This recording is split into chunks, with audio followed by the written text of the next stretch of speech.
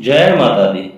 श्री दुर्गा सप्तशती सप्तम अध्याय। विषय चंड और मुंड का वध। महर्षि मेधा ने कहा, दैत्यराज की आज्ञा पाकर चंड और मुंड चतुरंगिनी सेना को साथ लेकर हथियार उठाए हुए देवी से लड़ने के लिए चल दिए। हिमालय पर्वत पर पहुंचकर उन्होंने मुस्कुराती हुई देवी जो सिंह पर बैठी हुई थी को देखा।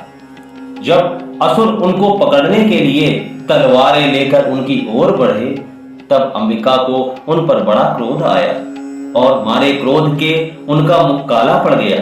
उनकी भ्रुकुटियां चढ़ गईं और उनके ललाट में से अत्यंत भयंकर तथा अत्यंत विस्तृत मुख वाली लाल आंखों वाली काली प्रकट हुई, जो कि अपने हाथों में तलवार और पाश लिए हुए थे। वह विचित्र खड्ग धारण किए हुए थे और चीते के चर्म की साड़ी नर मुंडों की माला पहन रखी थी। उसका मांस सूखा हुआ था और शरीर केवल हड्डियों का ढांचा था, और जो भयंकर शब्द से दिशाओं को पूर्ण कर रही थी, वह असुर सेना पर टूट पड़ी और दैत्यों को भक्षण करने लगी। वह पार्श्व रक्षकों, अंकुशधारी महावतों, हाथियों पर सवार योद्धाओं और घंटा सहित हाथियों को एक हाथ से पकड़ पकड़ कर अपने मुंह में डाल रही थी, और इसी प्रकार वह घोड़ों, रथों, सारथियों व रथों में बैठे हुए सैनिकों को मुंह में डालकर भयानक रूप से चबा रही थी। किसी के केश पकड़कर, किसी की गर्दन पकड़कर, किसी को पैरों से दबाकर और किसी दैत्य को छाती से मसलकर मार रही थी। वह दैत्य के छोड़े हुए बड़े बड़े अस्त्र शस्त्रों को मुंह में पकड़कर और क्रोध में भर उनको दांतों से पीस रही थी। उसने कई बड़े बड़े असुर भक्षण कर डाले, कितनों को रौंद डाला और कितने उसकी मार के मारे भाग गए। कितनों को उसने तलवार से मार डाला, कितनों को अपने दांतों से समाप्त कर दिया, और इस प्रकार से देवी ने क्षण भर में संपूर्ण दैत्य सेना को नष्ट कर दिया।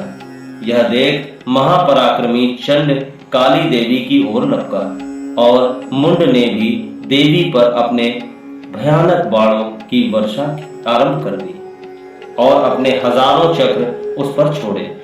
उस समय वह चमकते हुए बाण व चक्र देवी के मुख में प्रविष्ट हुए इस प्रकार दिख रहे थे, जैसे मानो बहुत से सूर्य मेघों की घटा में प्रविष्ट हो रहे हों।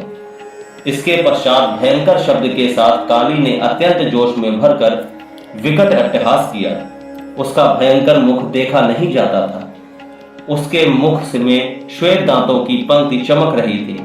फिर उसने तलवार हाथ में लेकर शब्द कहकर चंड के ऊपर आक्रमण कर दिया। चंड को मरा हुआ देखकर मुंड देवी की ओर लपका, परंतु देवी ने क्रोध में भरे उसे भी अपनी तलवार से यमलोक पहुंचा दिया। चंड और मुंड को मरा हुआ देखकर उसकी बाकी बची हुई सेना वहां से भाग गई।